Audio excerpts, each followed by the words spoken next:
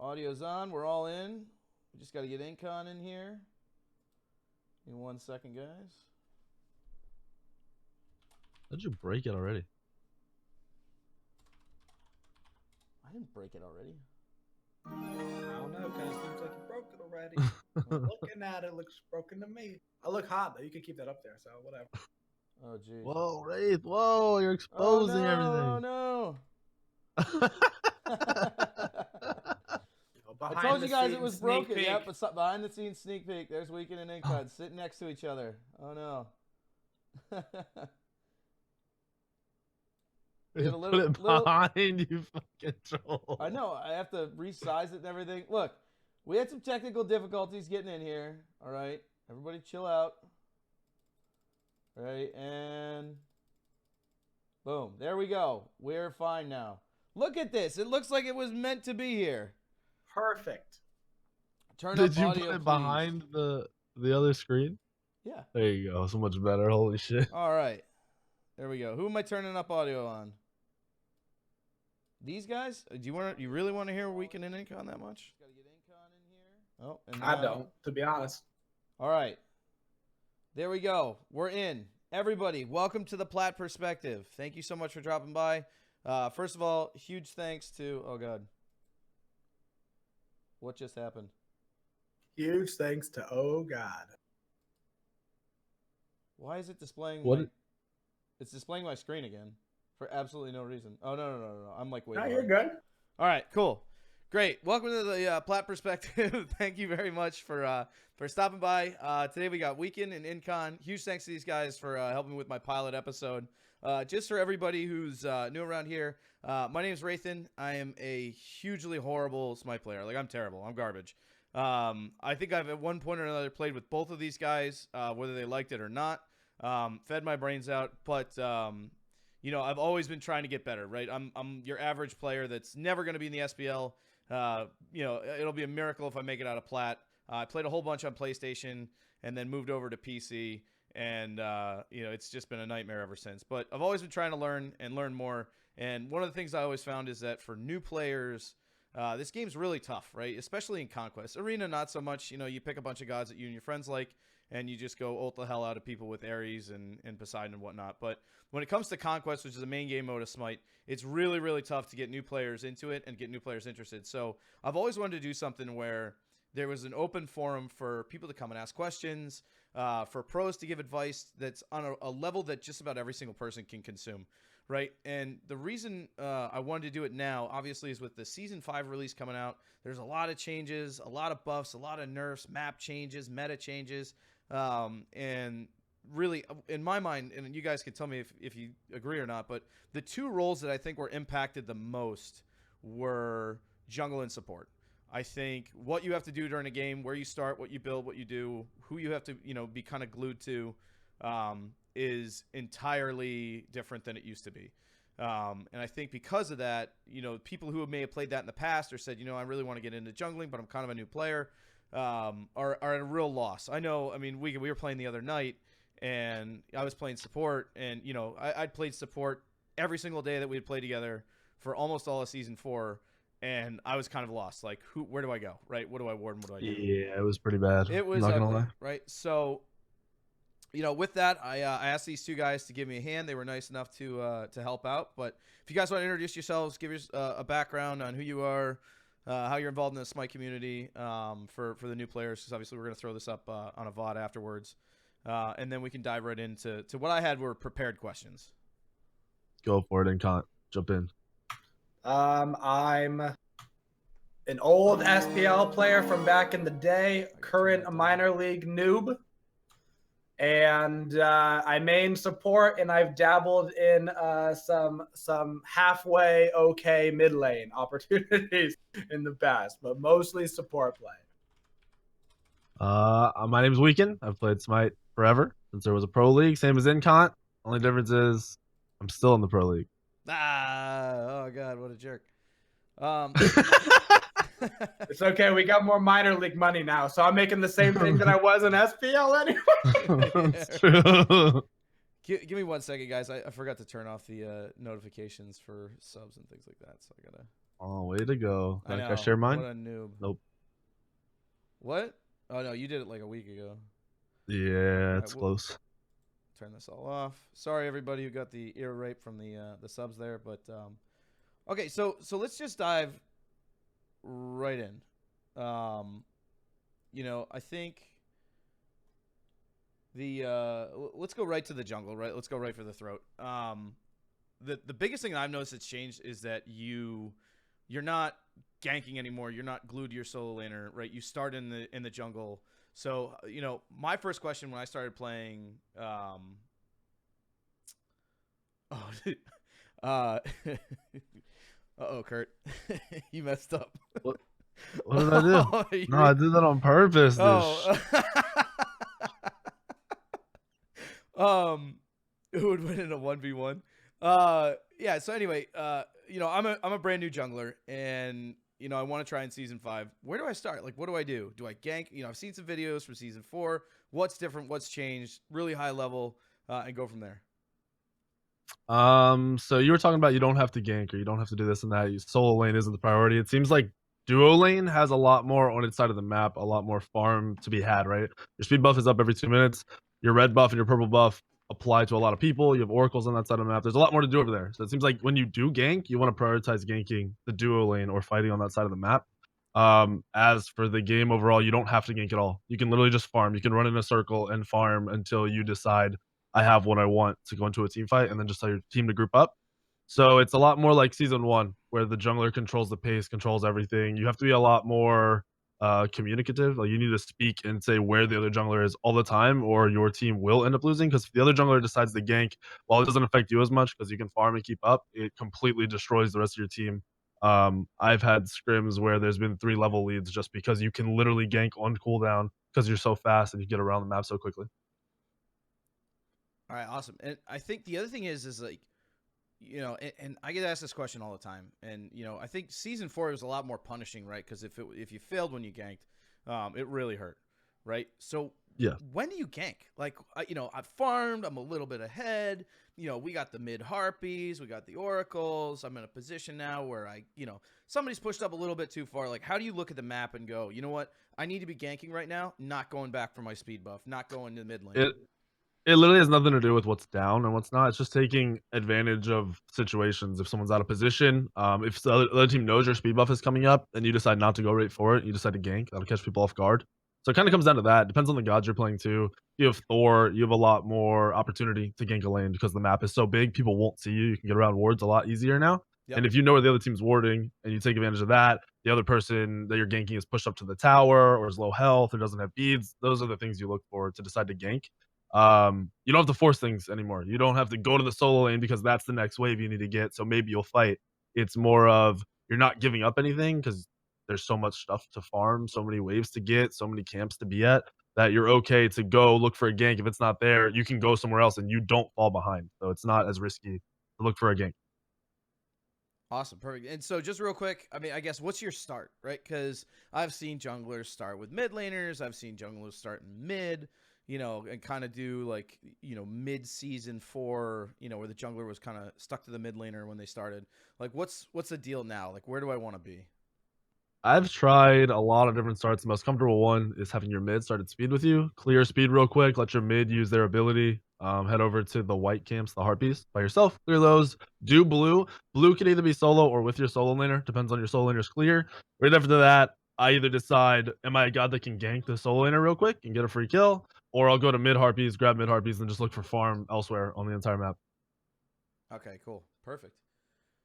So, Incon, back to you.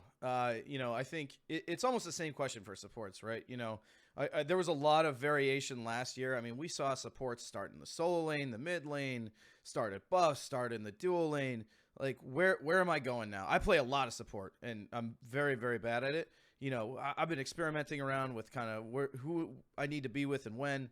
You know, what's your opinion on that, and kind of how the game starts and progresses?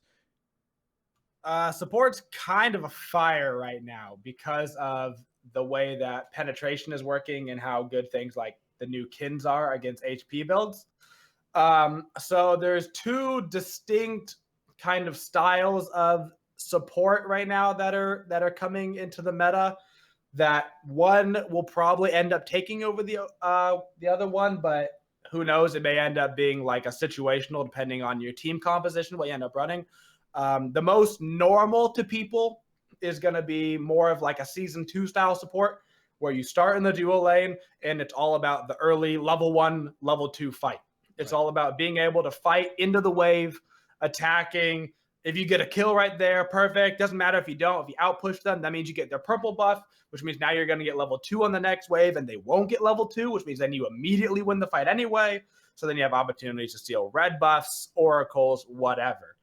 The other start, which other people are experimenting with, is just saying screw it and being straight double jungle, because the respawns in the jungle are so fast and damage is so effective right now. Just grabbing an Assassin's Blessing, taking all the jungle on the left-hand side of the map, you get all the reds, the purples, everything. So you actually end up with more overall XP than you do if you were to just duo lane start, because of the way that splitting is now.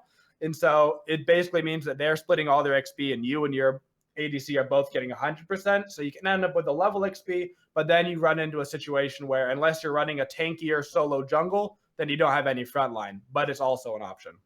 So for the double jungle, somebody like Rat, who's good with his protection shred, you can build like Mystic Mail and, you know, things to up your damage where you're still able to clear camps, you're still able to rotate fast. Those are starting to come into the meta more, would you say?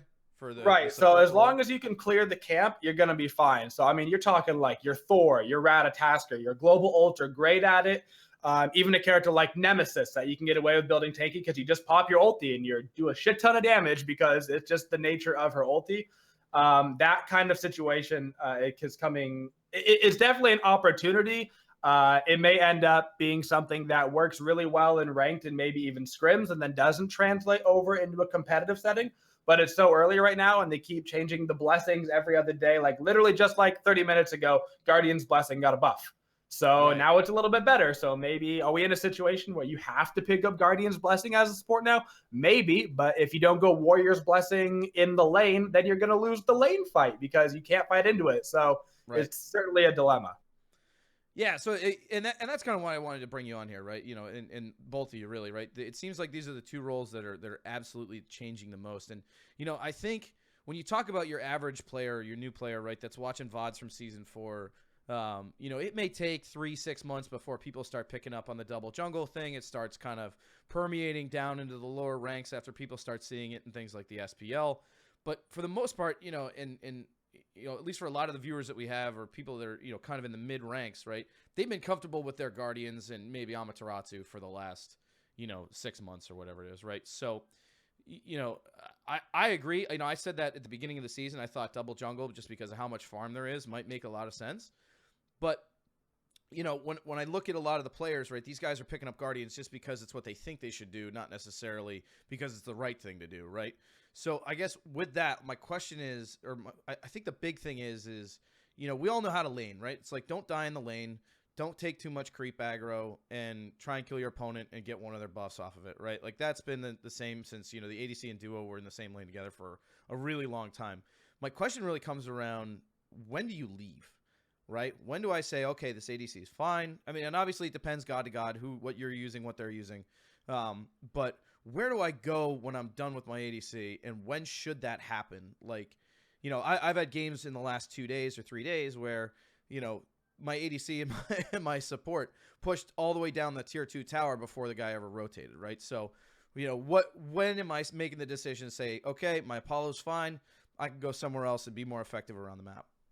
I want to hit on one thing before I talk about leaving the lane. Sure. I don't think that you should be afraid of minions literally at all this season. Really? Minions hit so soft right now, especially if you're going in aggressive support, which you really should be because of how important fighting is. You go in like a Ymir. I mean, like aggressive fighting. You grab a Warrior's Blessing. I love Ymir. It's no damage. Literally no damage from the minions. Okay. They should have almost no effect on you other than the fact that they're going to block auto attacks from like your ADC potentially. That's kind of their biggest thing. And because they have more health, they can body block for longer, but you should not be afraid of the damage output of minions. You should just be ready to fight because it's going to be so much more damage you're putting out. As far as leaving the lane, you're looking at it's going to be different every game. It's pretty strange right now, but right around, I mean, it takes you a hot minute to hit level 5 at support right now. But you're looking to help basically start rotating and help out your mid laner, kind of similar to in the past. Not like season 4 where you started the mid laner, but more like season 2 where you start to roam, where you supports always kind of ended up in that like double jungle spot of just like roaming around the map. The real secret is going to be finding ways to get waves from mid and duo kind of roaming back and forth in order to get things like Thebe stacks, which are extremely important. But because the map is bigger, it takes longer to rotate. So you have to be more precise with rotations because it takes you, you know, those extra seconds to get there to get to the wave to get your stacks. Right. Yeah, no, that makes a lot of sense. Yeah, I appreciate that. You know, I think, you know, for me, I was always like, okay, what's the point at which my ADC can full clear a wave without me doing anything? If I don't, you know, or mostly full clear the wave. And then I would say, okay, he's fine on his own. At the very minimum, he could sit under his tower and clear the wave and not lose too much gold. Is that kind of the same thing, or should you be leaving a little bit earlier so they can get solo farm? It's solo farm becomes really important once you get to like pretty close to 10 minutes. That's when the scaling, so I think it's every 3 minutes or something. The scaling of minions goes up, and it does it like 7 times. Yep. So around that like 9-10 minute marker, when it hits that scaling, XP starts to be super, super snowbally in terms of if you're by yourself getting 100% of the XP. So that's kind of the time that you want to make sure that it's kind of hard for sport because honestly, you want to split with nobody is your problem. You don't want to take any XP from anybody on the map, which is kind of how you end up in that double jungle spot because everybody's like, get the hell out of my lane. You're like, I just want my Thebe stacks. So you're going to... If you're on the losing team right now of support, I'm sure Weak3n can vouch for this. The amount of levels you're down is hilarious because if you're on the winning team, you're still going to be down XP, especially compared to somebody like the mid laner who has just got all the XP right now. Yeah, it's actually pretty funny. You'll get in games, everyone hits late game no matter what, except for the support. The support is 5 levels down, 3 items away from being full build. It's really ridiculous. That happened to me the other day. I mean, we were just absolutely trashing on these guys, and I was still a level 13, and my entire team was level 20, and I felt like I was made out of paper. Like, I mean, that almost kind of talks to your point of the double jungle, right? Is because I can at least, if I'm a jungler, if I'm a Thor, if I'm a rat, I can go farm and kind of make up for it because, you know, whatever side the other jungler's not on, I can make up for it in the jungle there, right? So it almost feels like Guardians, unless you got a ton of damage out of the gate, like your Kabrakan, your Ymir, you know, even Athena, right, is pretty decent clear, right? You're just gonna be behind forever.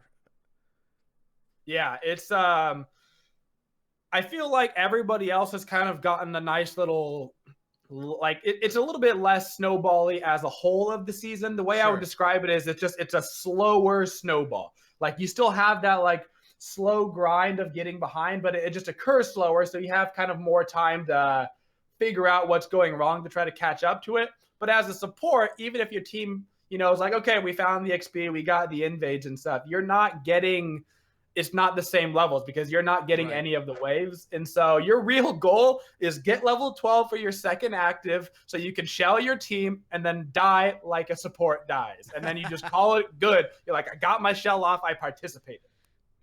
Good stuff, man. I appreciate that. You know, that's really good insight, right? This is the kind of stuff that people are missing moving into season 5, right? This is the stuff people are missing on the PTS. So this is really, really good. You know, and I think it also, especially for supports, right? And I'm speaking selfishly here because I can't jungle to save my life, right? Especially for supports, it feels good hearing from somebody that does it often that it's okay to be level 13 when the rest of your team is just out of the park, right? And just dying instantly every time a team fight stops. I mean, at the end of the day, your goal is going to be to have more gold and more XP than the enemy support, right? That's like your direct competition. So don't compare yourself to the mid laner because you're never going to be anywhere close because of the amount of XP they're getting. In the right situation, solo laners are also getting a ton of solo farm. So like, don't compare yourself to them because you're going to be 4 levels down when you're playing good because they got 87 solo waves. And there's nothing you can do about it because your ass was just running around trying to get your mirror wall off so you can get an assist for 40 gold. Like, it's just kind of the nature of support right now in Season 5. Cool. Awesome. It kind of leads me into my next question. We kind of hinted to it a little bit, right? And I'll start with you because I've been making Incon talk a lot because I'm a support player and that's what I care about. But Yeah, you want to learn. You suck. I got it. Yeah, I know. So it's kind of a two-part question, right? You know, we talk about this stuff all the time. You know, I've been in both of your chats, and everybody always asks, like, what god should I play? What god should I play? What god should I play? And I think especially moving into this new meta where you have this wave of new players, people are coming back, right? There's really kind of two parts to the what god should I play question, right? There is, like, what's the top 3 gods for the meta? And then there's, like, what's the top 3 or top 2 gods for... I'm learning support. I'm always bottom pick.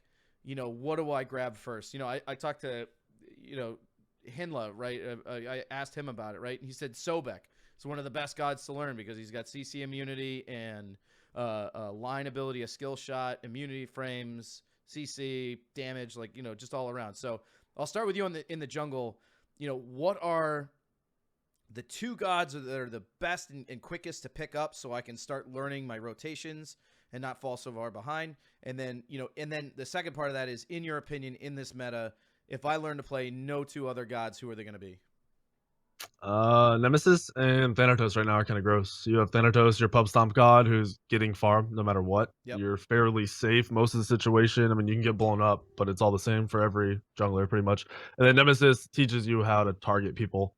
You can't really miss your abilities. They're not super hard to land. The biggest thing you're learning how to do is when to shield and when to dash, which is just teaching you how to move around the map. So those 2 easily are like your first gods you want to pick up. Thanatos more so right now at the start of every meta. Thanatos sees a spike, and then he falls off eventually. So right now for the next couple of months, Thanatos is a good go-to. At a higher level of play, I think Serket's probably the best jungler in the game right now. With the builds, I've been running Teleria Boots, Heartseeker, what's the Crusher, and Malice on Serket, and you one-shot as soon as you finish Malice. There's no getting away from it. Yeah. It's pretty nasty. So that's what I run on him. I run that same build on all the junglers, though. I run Heartseeker and Crusher on every single jungler. You can put in a Jotuns before that if you want. But with those 3 gods, you're covering all aspects, what you can need against any team, pretty much. I'd prioritize Nemesis, because Nemesis has always been a meta. She never goes anywhere. She never falls off. And then Thanatos right now to win your games, 100%. I think Thanatos is going to see a lot of play competitively for this first split. Like 100%. A lot of play. Sure, and so a lot of these people that are watching, or some of the people that are watching, have never even played Thanatos before. What is it about him that makes him so much stronger than all the other gods in the, you know, in especially in lower level plays, pub stomp plays, right? You know, I mean, we talk about like Arachne, right? Like Arachne is really good at like the bronze to gold 2 area, and then she falls off like super fast. So what is it about Thanatos specifically, about his kid, or, you know, that makes him good in this meta versus the end of season 4 where nobody played him? You're getting your build faster. Like, Okay. you're getting online. You're getting the farm no matter what. There's a lot more smaller fights, and that ult is more of an initiator early again. Remember before, back in the day, you'd see a Thor ult, you'd see a Thanatos ult, and there'd be a big fight between 4 people. Like, that's it. And then last season, you had fights of 4, fights of 5 the whole game. This season's back to those small fights. You and the jungler might fight, or the jungler and the ADC might fight the other jungler and the ADC for 30 seconds, and then that's it. Like, nobody rotates. That's happening a lot more. So that makes Thanatos good. The fact that there's a little bit of poking and a lot of fighting going on. Incon mentioned the duo lane is either you double jungle as a support or you fight in lane. If people are fighting and forcing fights, there's more opportunities for you to blink in and insta-kill somebody with a scythe, or execute somebody with your ultimate and then just continue the fight, move on to an objective or camp. And it just works out. There's no snowballing. While Thanatos used to be a big snowball god, Thanatos is just relevant more throughout the entire game, especially with tanks not being insanely hard to kill. You literally chunk everybody. You hit for 700-800 with a scythe on every single target in a game, which makes you way more relevant. It should be noted as well that these gods like Thanatos and Nemesis are also great double jungle gods, because Nemesis, like we said, with her ulti, same thing with Thanatos. Doesn't matter what the hell you build, your ulti's always going to be relevant in the team fight, even maybe more so in the late game as somebody that built tankier, because you're not focused strictly on the damage. So as long as you hit your ulti and get the execute off, you're still putting out exactly what you needed to do. Yeah, it's a pretty significant team fight stun too, right? It's like an Amaterasu or a Geb. I mean, it's not quite as wide, but you know, it's just about the same amount of time. I was actually just about to ask you that, Incon. You know, Thanatos, when I look at him and his kit and what he does, you know, you're gaining health back on every minion. Your one heals you up pretty significantly, which is kind of important when you're trading out every wave. And so it's good to hear that he was going to be on the list of the double junglers. Now, I mean, I guess, you know, this is kind of a higher level question, but are you taking away Thanatos from your jungler by picking him? You know, like kind of like Rat, right? Like, you know, when Rat was a good solo laner, you would never pick him in the jungle because you needed him in solo. Is that the kind of situation, like, where if you get a Thanatos in your team, you really want him to be the jungler? Well, if anything, right now, it gives you options in the picks and ban phase. It's something that if you can run it in both spots, you could early pick it because it's so strong, and then you could depend on their team comp and what's left open for both roles. You could be like, okay, so let's throw Thana in the jungle. Oh, let's just throw it into the double jungle. Right. You know, you have the options to, because they are so strong right now in multiple roles, you just have the option to early pick them, and then you just decide later on, depending on what got banned in the second phase, where the other team thinks it's going, whether any counter picks are on the board, etc. No, it makes a lot of sense. So thank you, Weak3n.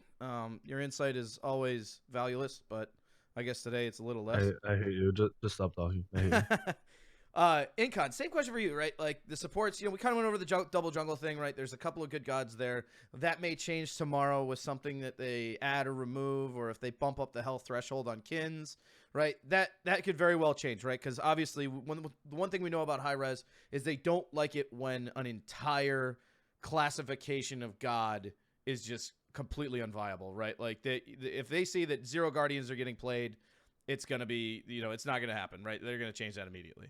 Maybe. I don't know. I'm making assumptions. Yeah, I mean, they probably will, I imagine, look for something to change that, because as of right now, I mean, it's genuinely good. Like, you can absolutely get away with it. Sure. And for the most part, you're not really running Guardians in that double jungle role because you're not clearing or rotating fast enough. Right. But if it ends up going kind of the way of season 2 kind of style, where it's about fighting in lane, it's kind of really the last time we saw like the standard duo lane, like fight your brains out every single game. You're probably looking at, you can go something almost pretty safe like Kabrakan, who you just win lane clear. Like, you can't lose lane clear as Kabrakan, because even if your 3 gets interrupted, it's up in like 6 seconds, and you just forced like an Athena to get her taunt instead of her clear, so they had no clear anyway, so it didn't affect you at all. So you'll always win clear, which means you always get their purple buff, which means you always hit level 2 first, which means then you can go for the level 2 fight. Like, so that's something super safe. Or you can go, it's anything aggressive. I actually don't love Sobek right now, which is interesting, because normally he does so well in aggressive metas. But because the minions are so bad at killing people, plucking somebody into a minion wave is way less significant, because even if they're aggroed on them, they're just not hitting as hard. So he's actually not as strong as I'd say as somebody like a Ymir right now, who can just flat out do damage, slow, auto attack to the head. Yeah, no, that makes a lot of sense. And so if you were to pick your top 3 Guardian supports right now, and again, this could change tomorrow, what are you thinking? Ymir, Kabrakan, Athena? Athena's super strong just because of her global ult. With the map being bigger, anything with a global ult is part of the reason, honestly, why the double jungle probably works so well. It's because you get away with all the global ults, which are kind of on Assassin through Ratatasker, Thanatos, Thors of the world. Sure. So Athena works pretty well in that regards. I would say that kind of the harder god to learn into play actually in a support role is Kerberos, but he's very strong right now. If you can find yourself consistently landing his 1, it's a really weird ability to hit. It's not like other abilities in the game, like a standardly hard ability like Fafnir Hammer, which is kind of like Thanatos Scythe, is something you have to get used to. But the delay in the exact area you have to hit Kerb's 1 is weird. But if you can start landing that consistently, it's like a 2-second stun that does like 400 nuke damage building straight Guardian. So if you can get used to him, I'd say he's one of the best supports right now. That's awesome. And so, I mean, you know, the second half of the question is I'm new to Conquest. You know, I'm not good enough to jungle. I don't feel comfortable being a lane by myself. I want to be a support. What are the 2 gods that I should play regardless of meta? You know, and as you get kind of, I don't want to say lower in the skill level, but lower in the experience, with Conquest. You know, the meta, the gods matter even less. If I just want to pick up support and feel really good about myself and have an impact on my team, who do I play? Right now, I would pick Kabrakan and Ymir, and I would just grab yourself the Warrior's Blessing. You'll be super tanky. You can aggro the creeps. It won't matter because you're getting that minus flat damage from them, and they're already doing less damage. You're going to clear the wave with your Glacial Strike or your Bop on Kabrakan. It doesn't matter. It's almost impossible to lose lane clear with those gods.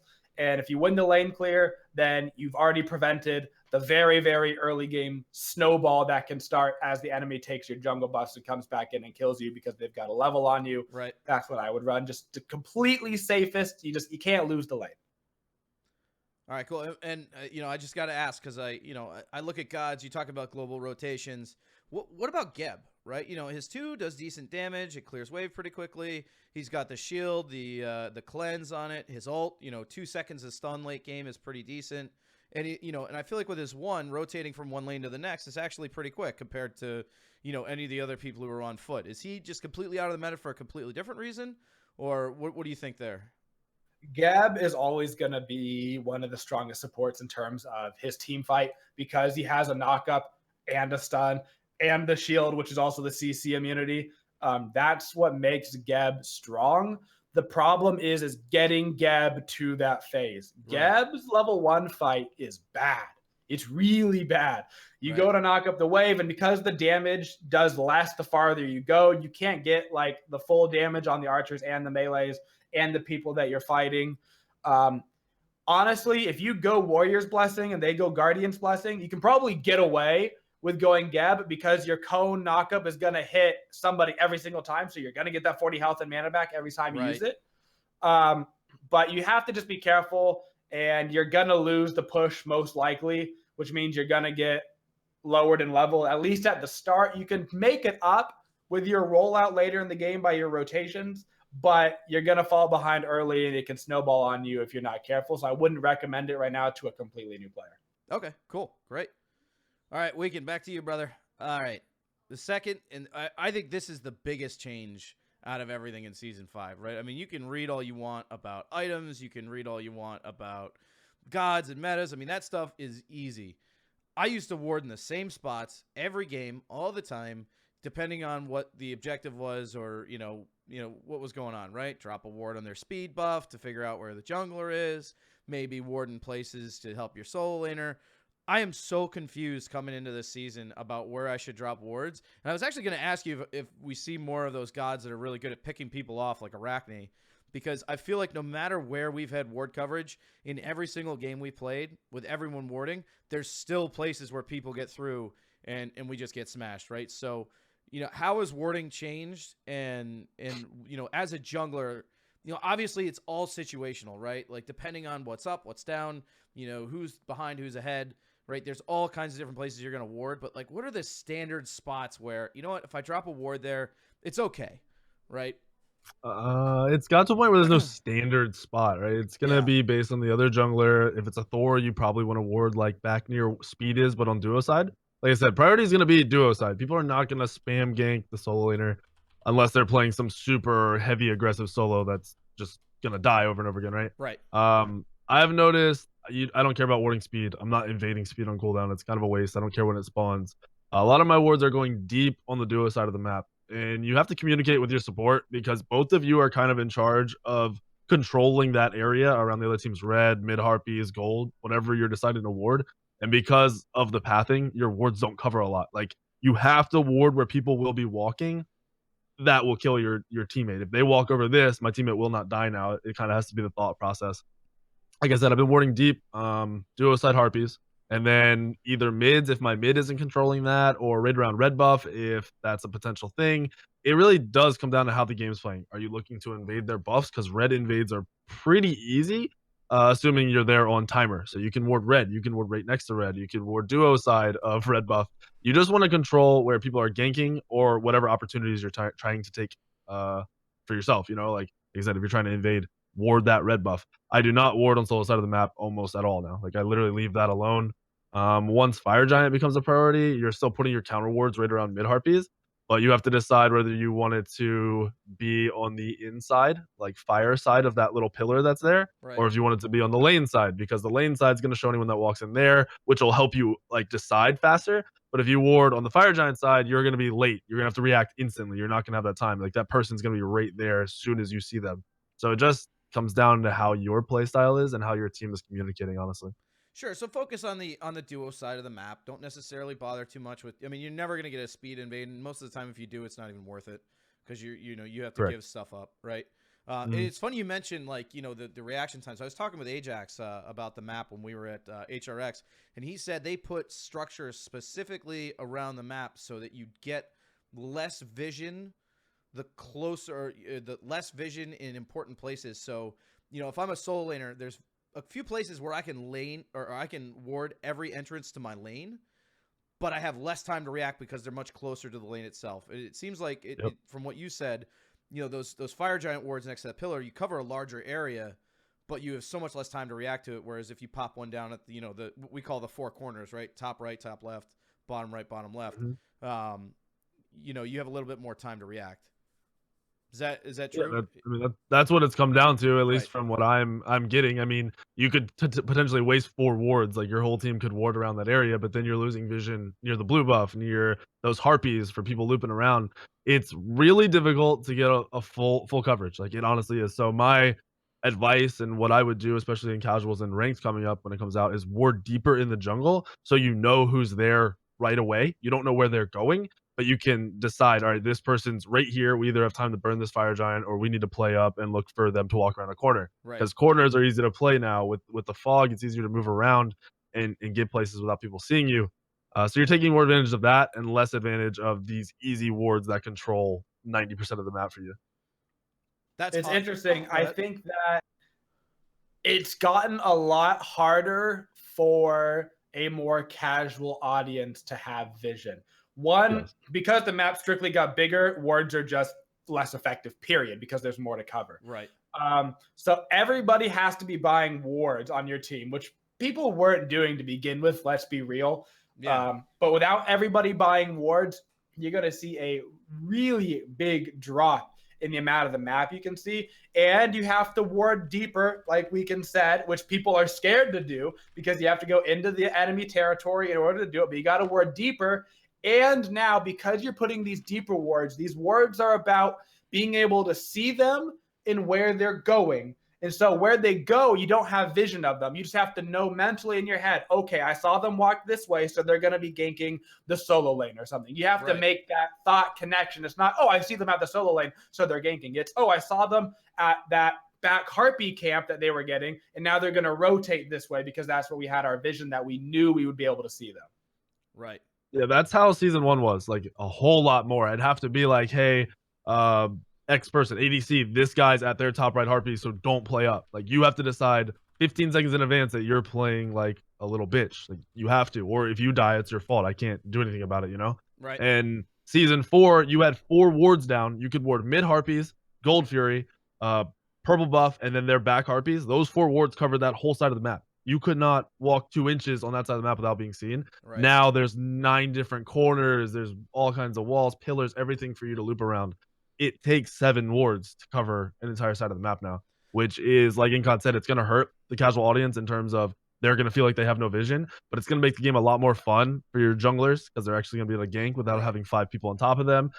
It's going to be more outplay potential because the ADC is going to get ganked by a Thor ult, and he's going to have the opportunity to take a 1v2 where the team isn't there instantly. So it's going to make the game a lot more interesting. I think a lot more enjoyable to watch. And because snowballing isn't as bad, it's going to be just, it's not the end of the world if you die. If you get ganked, you're like, oh, I messed up. I need to make sure that doesn't happen again. Not, all right, we lose now. I don't want to play the game anymore. Especially with ADC XPs a lot slower than compared to season 4. It's not your ADCs are 4 levels up. Now it's kind of like your mid laners end up 4 levels up. It's kind of switched over there. But if you die as an ADC, it's okay. Your one death is not the end of the world for you. You can still go back and try to box.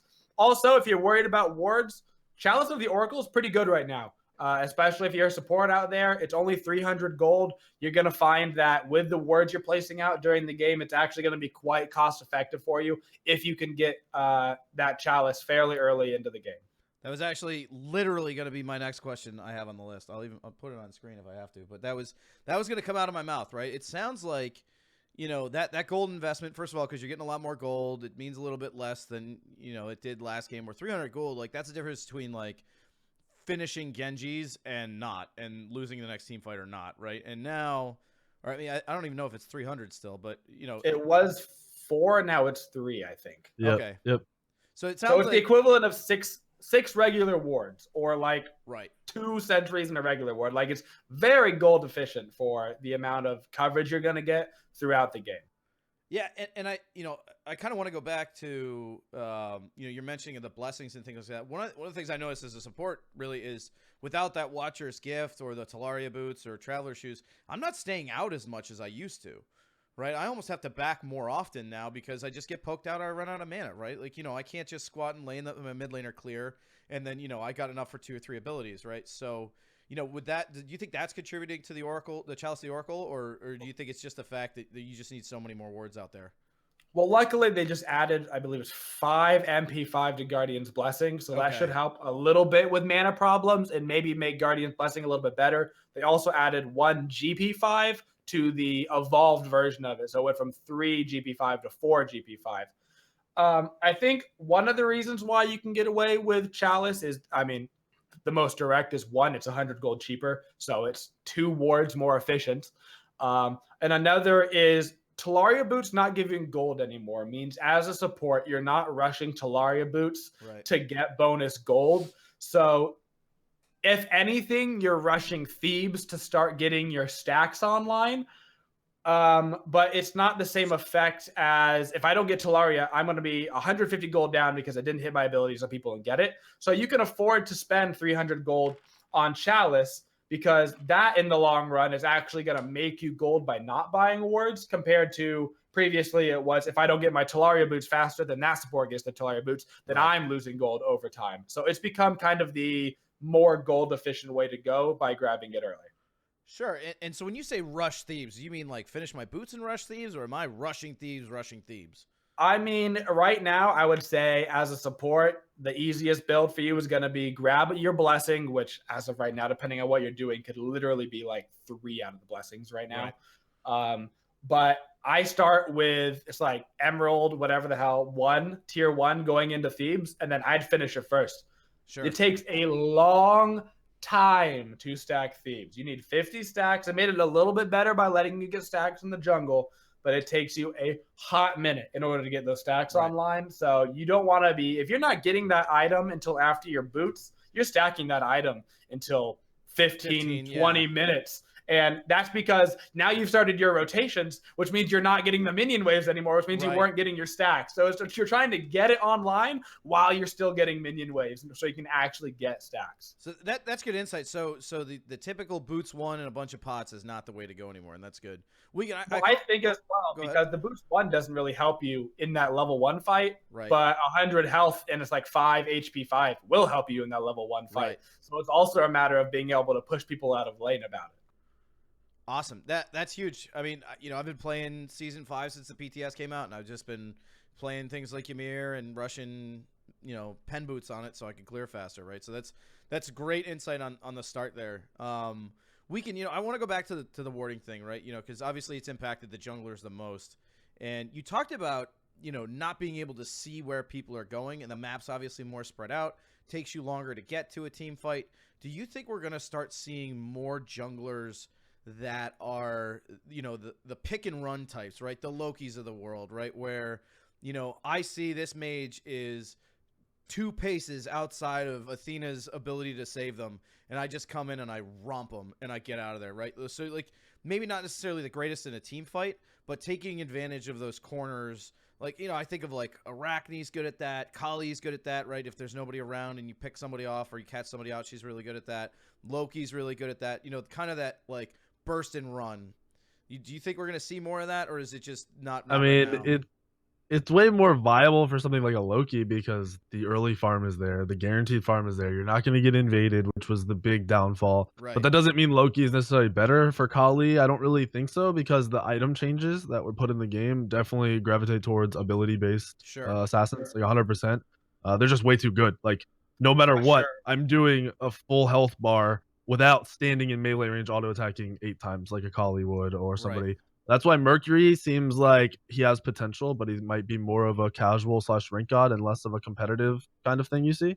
But yeah, like ward wise, you were saying how there's less vision, so you're able to get away with more. So you need, as a good jungler, as a good player, you can play any role, is know where people are supposed to be at any given time in a game.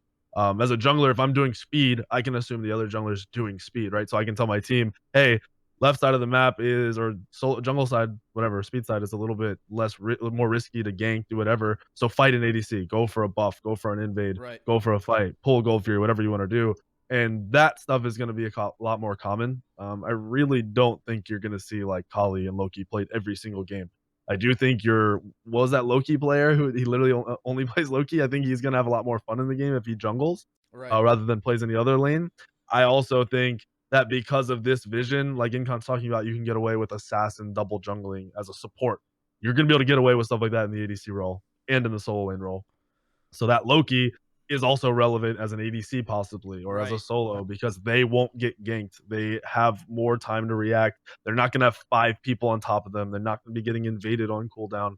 In those lanes and those roles, you might see more of that stuff. I really don't think jungle is going to jump from this Thor, Serket, Rat type of meta that it's always been in and go into an auto attack meta, into a Kali Right. meta, into a Loki meta. I just don't see that happening. No, that makes a lot of sense. Yeah, no, and I was thinking, more at the lower levels of play, right, where the warding isn't necessarily as strong. Where now it's easier to get the hell away when you pull off something like that, right? If we're talking like for people that are mostly new to the game or just new to Conquest, right? Like, and I want to try jungling. Somebody like Arachne Loki, like I feel like that's just an easy win right there because you're constantly able to take those 1v1 fights on people who are out of position.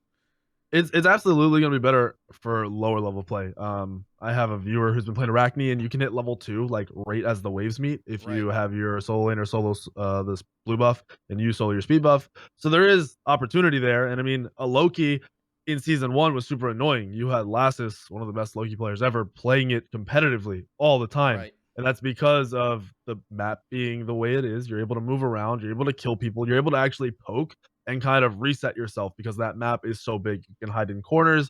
The fog hides you if you get the distance away. Right. So I do think you're 100% right. Like you will see Loki, you will see Arachne played at lower play and probably have a higher win percentage or just a more success rate, more fun. Right. People won't hate the gods the way they did before. I don't think they won't not want to play them.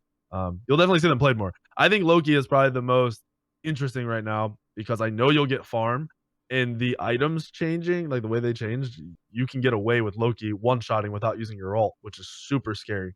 Yeah. That's gonna be something that casuals are gonna hate to play against, but love to play 100%. Oh, I know. I'm sitting here thinking of like Trans and Hydras and Crusher on Loki, and I just having nightmares and flashbacks when I started playing the game. So good.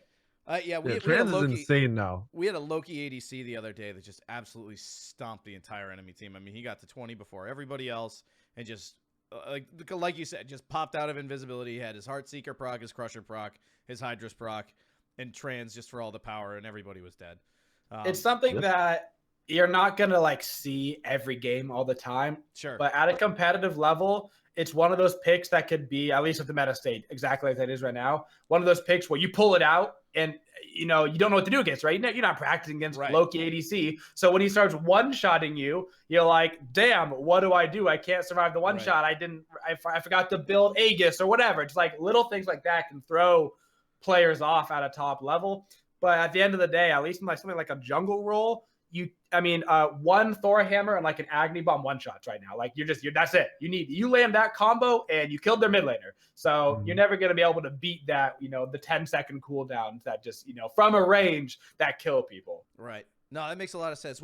And we could just one last question, and then we'll move on because I know we're kind of picking on this. What do you think about Awillix right now? I mean, as far as rotational ability, we're talking about ability-based gods, decent early game, can clear camps pretty quickly. Based on everything you said, she's still not in that top list of gods to try or play. Why is that? Or am I missing something? I feel like she's in the same situation. People hyped her up a lot, like, oh, I could rotate her on the map so fast, but you're already running Teleria boots and speed buff. Like, your little Suku is not making you run that much faster than all the other junglers.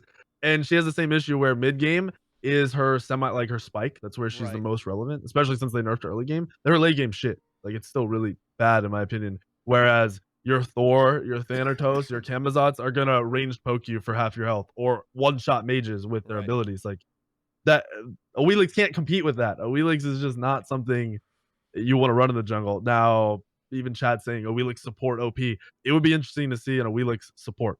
I don't think it would be as relevant, but I think it could be really, really annoying, and you could do some fun stuff in casuals with it. Yeah, I'm thinking, you run like an Awillix Jingwei and just drag people into you in your team fights. Just build her a little tanky with some cooldown. You can kind of zoom around the map. That'd be kind of interesting. But thank you for that. Yeah, that's what I figured. A lot of these games are going longer too, and when she falls off hard. Yep. So that's what I was thinking. But I wanted to get your perspective on it. All right, so let's move on. Just real quick. This doesn't need to be like a big thing, but what are the things from season 4 that I need to stop doing right now that were the right thing to do in season 4 and now they're not, and I need to cut it out? Everything. Well, Nothing's the same. There's literally nothing you should be carrying over. You should think of Smite as at least Conquest as a completely different game mode. Like nothing is the same. Assassins farm different and move different and don't have to be scared of messing up a gank. Supports are, like you found out the other day, are literally in a completely different world. Like I don't remember what you were doing, but I was like, you can't do that. I think you were splitting camps on my side of the map. I'm like, there's literally no reason for you to be here because there's camps on the other side, or there's this on the other side, or there's this to do with mid lane and poking and stuff like that. And that wasn't common last season, right?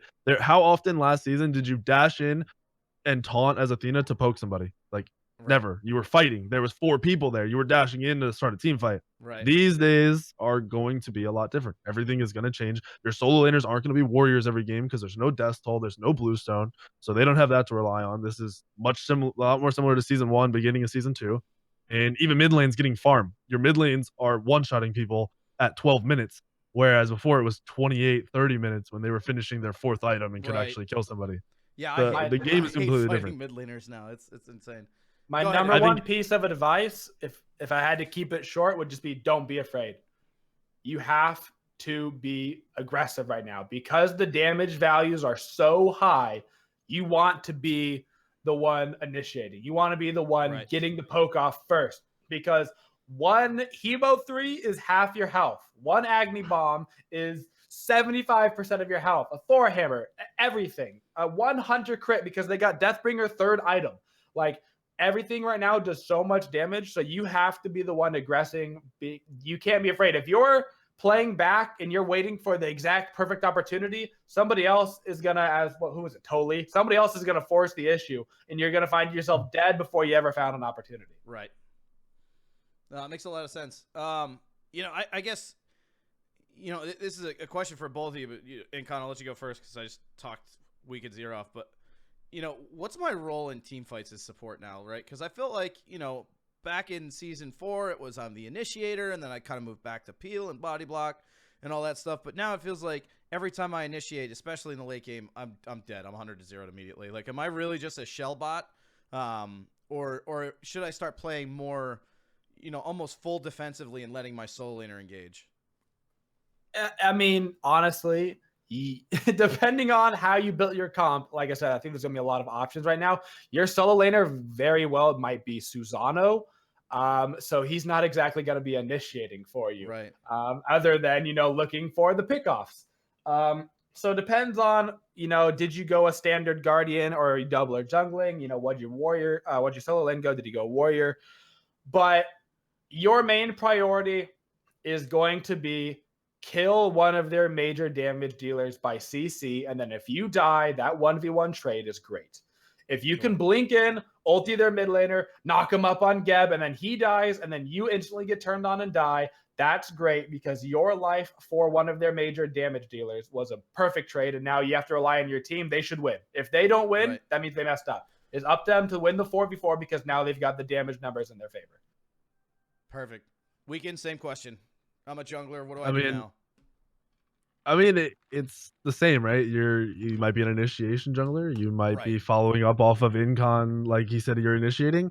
I think it's going to be a lot different because the team comps are wild. I think a lot more insta-killing people is going to be the play. Like Incon said, I might blink in on Geb, and as long as I kill that mage or that hunter or that assassin, it's worth it. So you're gonna see your support switching over to more of this like Dota, League of Legends style, where your support is a support. They're not tanky. They're low level. They're used for their abilities, and then once their abilities are used, nobody gives a shit what happens to them. Like if you live, great. If you're dead, nobody cares. So, As a jungler, you're trying to prioritize and play off of how the other team's positioning and who you can kill the fastest. right. So am I? I mean, Oh, go ahead. we've been in scrims. We've been in scrims where I literally don't even go into a fight because somebody insta dies before, like as I'm watching. Like Incon said, you can't be afraid. I literally will sit there like I would season 3, season 4, like, oh, can I initiate now? Abilities aren't down. I can't go in yet. And my team will go in and they'll insta die. Like someone will die. The fight can be over just because my team decided to go in, whether I'm in there or not. And that's something you have to remember. I mean, you can literally target whoever you want if you're certain assassins and 100 to 0 them. So if your team's targeting a mage and you know they're gonna either force the actives or kill them, you can go on someone else. It's a completely different world from what it's been. Would you guys say that the mage is the priority in these fights these days? I mean, you know, it used to be the ADC. We gotta kill the Jing. We gotta kill, you know, the Hachiman. We gotta do it right off the bat, and then we might win this fight. You know, is it completely flipped on its head? Is it the mage now? I think it's definitely leaning towards mage, and I think it's because now they have the XP. You know, beforehand it was the hunters 4 levels up, so if we don't kill them instantly, then they're just gonna poke us to death because they've got so much XP on us. Now it's the mid laner. The mid laner's gonna have that 3-4 level lead, which means if you don't kill them and they get a second wave of abilities, that's it. I mean, it's over. They did so much damage with their first wave. They instant killed one person. Everybody else is at 30% health. Right. They cannot get one more. If they Agni Dash into your ass, you're dead. You cannot let them do that. Right. So it's just a matter of focusing the priority target, which I can only imagine is almost always going to be the mid laner with the XP they're getting. Sure. So Yep, do I even? I completely agree with that. Like the mid laners, if they die, if you initiate and they die, you win the fight. That's why gods like Hebo are way more relevant because you're blinking in and you're just all inning. You don't give any shits what happens after you ult that one person. And usually, if you insta kill that one person, you actually live as Hebo, which is super scary to know you're getting through one kill into a second kill into a third kill. And that's just what this meta is showing right now. I mean, it could change. We don't know. We're not into live, but that's what it's showing. Right. Yeah, I think we were gonna definitely try and do some more of these with mid laners and some solo laners and ADCs and kind of get their perspective as well. So, I think it'll be interesting to see how these changes come around. Incon, do I even bother building defense on my support? I mean, is this the Cabroken meta where I've got Polly and Soul Reaver and I just go in and delete because I'm gonna die I mean, anyway? you can definitely get defense, and I mean, there's situations where you can still run some supports. Like if you get the Thebes and a Sov and a Heartward, you're giving your team like 30 protections of like physical and magical and the HP5 and the MB5. Like you can still help out your team in that manner. But more importantly, your focus is not, I need to get as tanky as humanly possible, as fast as possible, because you're never going to get tankier than their damage is scaling. It'll never happen in support. Maybe if you were running a solo laner, because of the fact that you got the XP and the gold going your way, you can get away with it. But as a support, right now, you're never going to have the XP. You're never going to have the gold to be tankier than their mage damage. So there's really, your focus is, do I have my cooldowns up? Okay, cool. So like, can you get away with maybe going a more cooldown heavy build so you can look for more initiations onto their mage who's going to have their beads down because you're trying to focus them? Maybe.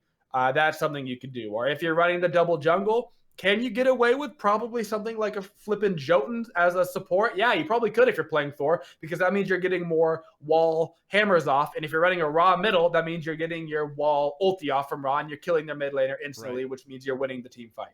So there's definitely more cooldown / damage opportunities for support that are just about getting that quick instant kill. Great. Awesome. I know you guys have some obligations here coming up, so we'll fly through this real quick. I mean, again, this is 1 second answer.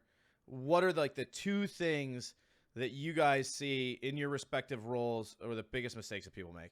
Just fast. It doesn't need to be a huge explanation. Not going to go any further into it, but like, I'm a new jungler. I'm a new support. What do I always screw up?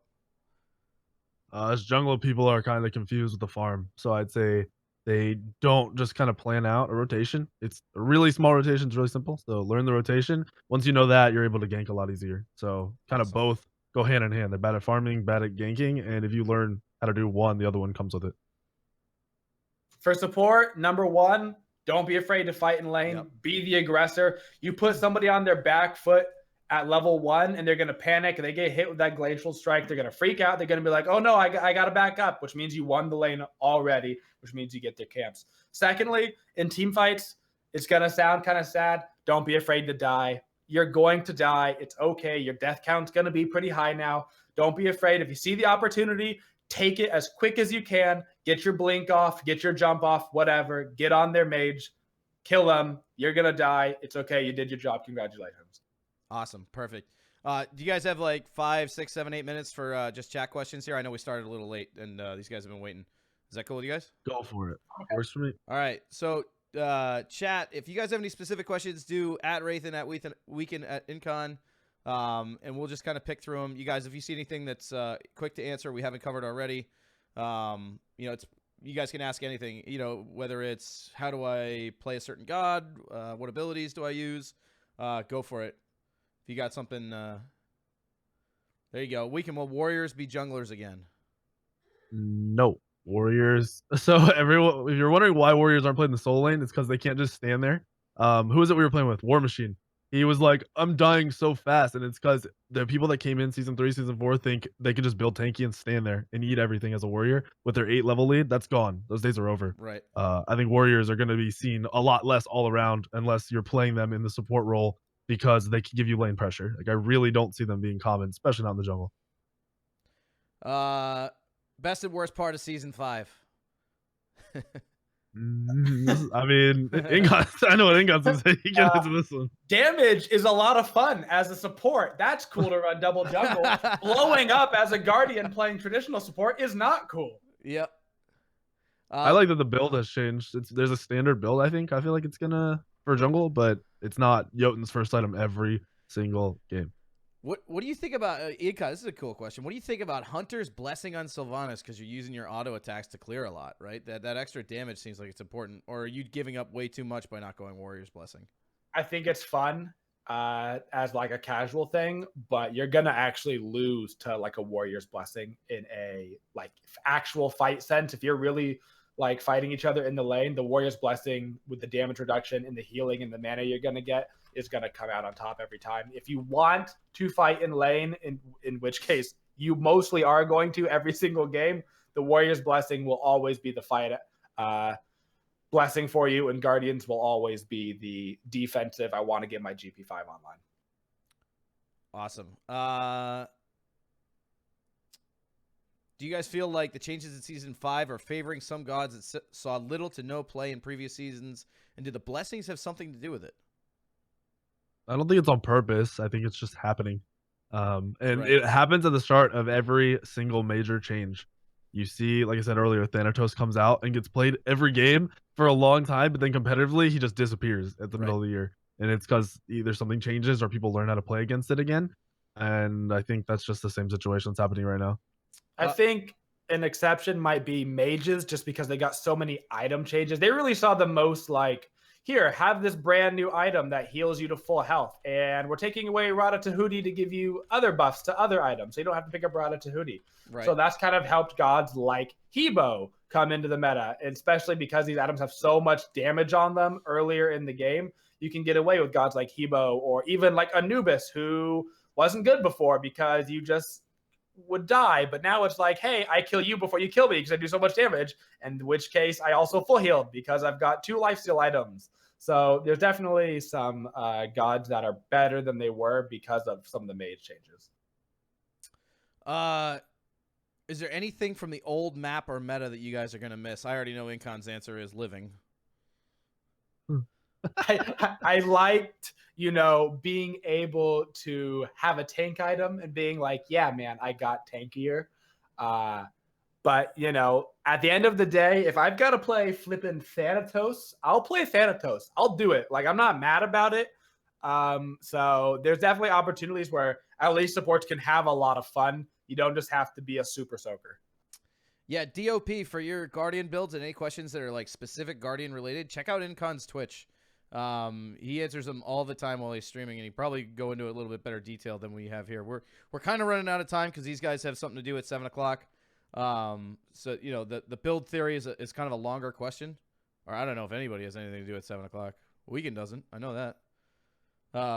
But yeah, definitely check these guys out if you have like build specific questions. Do junglers need to start Assassin's Blessing, or can they start by rushing items like Trans?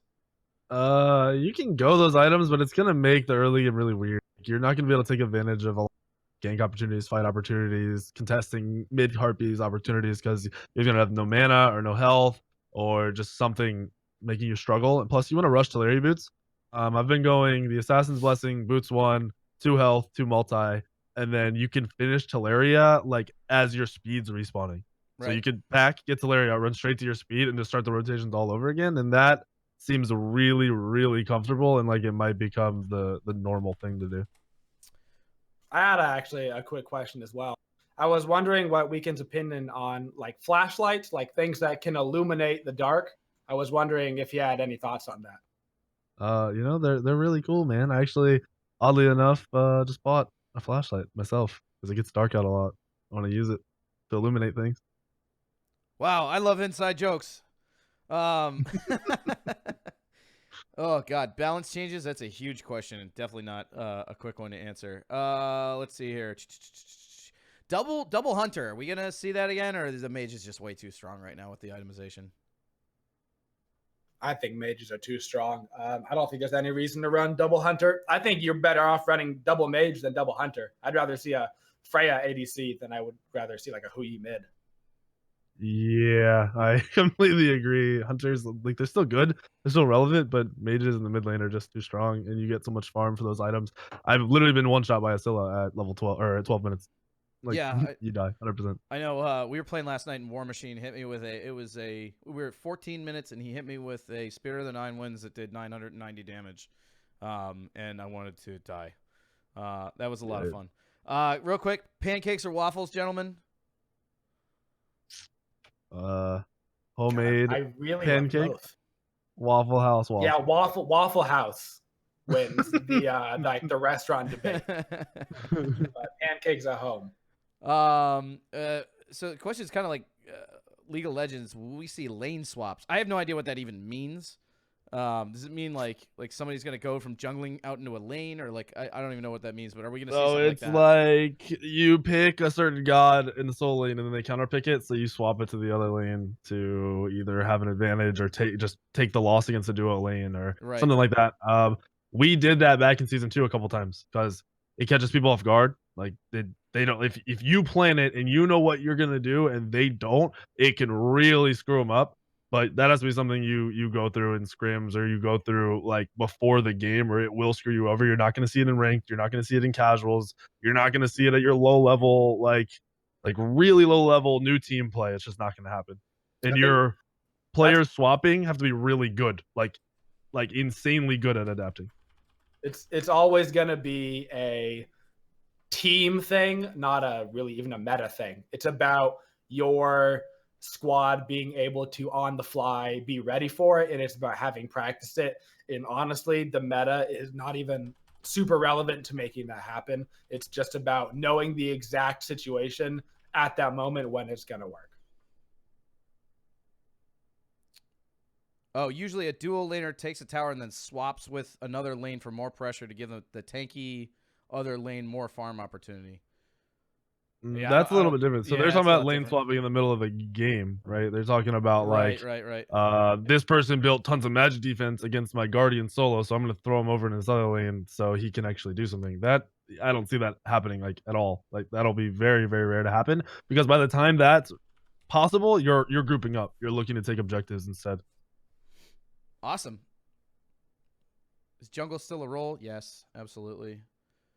It might be 2 roles actually. Yeah, right. Hebo jungle, what are you thinking? I want to mess around with the new Doom Orb because you're like super quick and it's kind of dumb, like what you can do. Yeah, I think Hebo might be the only mage that will consistently work. I think you might see some Freya or something, but you're looking at farming rather than doing the normal jungle stuff. Hebo though, you're coming into a lane at level 3, you can literally kill somebody with a knock up combo, and then your teammate hits one of their abilities, that person dies. So yeah, Hebo's going to be played. It's going to be annoying. there's still ways to beat it. It's not going to be the most OP thing in the world. Yeah, I was wondering about Freya because her camp clear is pretty good. She built a lot of rings, which have movement speed on them. So it'll be interesting to see if she pops up. Boxers or briefs from your fiance? Yeah, I don't talk to her anymore. So let's just move on. Incon, what's your opinion? I don't even wear underwear, so I don't know what anybody's talking about. All right. I thought we stopped wearing underwear in like 2013. I thought we all decided universally. All right. Who are the best junglers? We actually covered that. The VOD will be up. I'll put it somewhere. It'll be up on my channel at a minimum. I probably need help figuring out how to put it on Like YouTube. adapting, mask, like those guys. No. No, there's no SPL talk in here. This is there are a million other vodcasts and podcasts you can go to talk about the SPL. This is all about educating new players. But I think we kind of run out of questions. The latest one I'm just going to ignore. Yeah, guys, I really appreciate you guys doing this. Weekend, one quick question last for you. You were over at my house quite a bit. I obviously am a fantastic at-home chef, and you've met the lady Kabiki. She actually ruined my entire knife set, and I'm wondering if you could make a recommendation on a brand or a type that are especially sharp and painful. Efficient. That you could help me out with.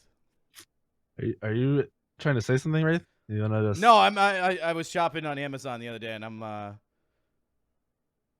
why would I know anything about a knife? I have no idea. Incon, this is actually a good time, I think, to bring up my new partnership. I've partnered with Point Blank Body Armor, the best armor to protect you from any source, whether or not you're afraid of getting ganked or you're in the military. Stabbings, it's great for stabbing. And your back safe. Question for you, Incon, kind of dovetail. Is Weak3n still the problem? Yeah, obviously. Good. Awesome. All right, guys, I think that's going to be it. I know you guys have somewhere to hop to. Thank you so much to both of you. I think this is really, really good content, and I hope it's going to, we're going to keep it available for new players. As you guys know, Paragon just got the news that they're shutting down, so I'm hoping we're going to see an influx of people who like this style of MOBA. Season 5, I think, is going to bring back a lot of people that kind of said, you know what, I need to take a break from SMITE. So I really appreciate you guys kind of jumping on for the pilot. As for the chat, people watching at home, I'm really hoping to do more of this. So if you know pros or people who are particularly good in certain roles, obviously I'm going to bug these guys for introductions. But I'd love to get a mid laner on here. I'd love to get community members on here, casters. Ajax said he'd jump on. A bunch of the casting team said they'd be willing to jump on and talk through some of these topics. So keep an eye out on Twitter. Keep an eye out on Reddit. Make suggestions of what you want to learn about, big overarching topics. And we'll definitely do this again soon. So with that, I hope you guys all have a great night. Keep an eye out for the VOD, and I'm going to post it on Reddit. So please, please, please leave your feedback of what we could do better, what we could do differently, whether you ever want me to bring Weak3n back on the show, and we'll go from there. Thanks a bunch, guys, and have a good night.